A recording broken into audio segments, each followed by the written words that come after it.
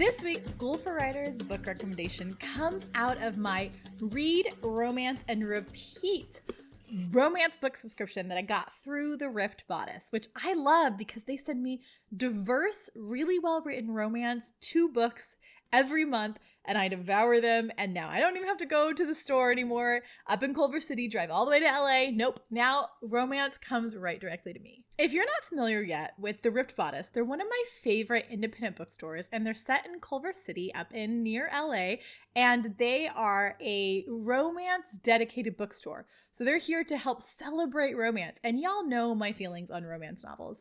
I think that they are a really, really vital part of the publishing industry, and they're often underlooked. So I was super excited when I could support the Rift Bodice. I don't live near them, but I could support them through a subscription to their store, to their Read, Romance, and Repeat. Not only does it come with 2 books a month, but it also has some fun local artisan stuff in it. Like I got a soap once and a hand lotion another time. It's really great. And it includes letters to the authors with some background information. So it's a really great program.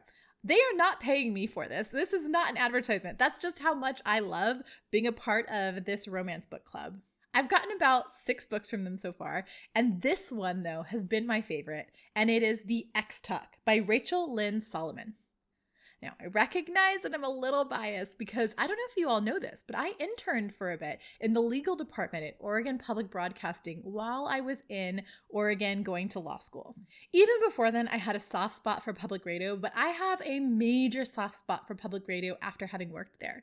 It is such an amazing, just like tight-knit, wonderful group of people with really high journalistic integrity that also love telling stories. They were friendly and wonderful. So I shout out to Oregon Public Broadcasting. I have a great soft spot in my heart for them, which is why The X-Tuck was one of my favorite books that I've read about love because it's set in a Seattle public radio station. The premise is that 2 coworkers who don't like each other pretend to be exes so they can have a popular new podcast and show to try to save the station. Sounds like a great romance trope, right?